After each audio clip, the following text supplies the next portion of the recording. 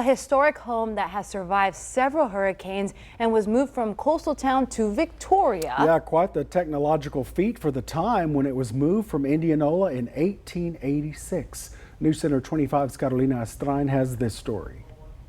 The D.H. Regan House was built in 1883 in Indianola, Texas. It survived a brutal hurricane in 1886, which turned the coastal city, which had more than 5,000 residents during its peak, into a ghost town.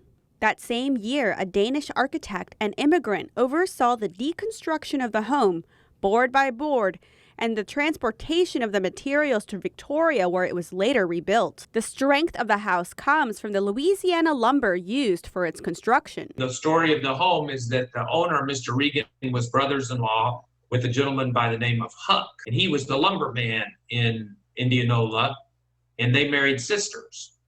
And so Mr. Huck had an unlimited supply of lumber for his own home next door to our home, and he apparently gave enough lumber to Mr. and Ms. Regan so that they could build that home in Indianola and then rebuild it in Victoria. John Griffin and his family lived in the home for 25 years, but now have downsized since their children have moved on to other cities. When we got married, we would walk or run in the neighborhoods, jog back in those days, and we would jog by that home and remark how beautiful it was. Griffin is hopeful that the Wright family will be able to call the home their own like he did for several years. The only thing I wish is that walls could talk and I could hear all the conversations that took place during the hurricanes and other historical events. But it's a great place to live, and it was a great place to raise our 3 children. To learn more about the D.H. Regan House, come to our website, crossroadstoday.com. For your hometown news, I'm Carolina Astrain.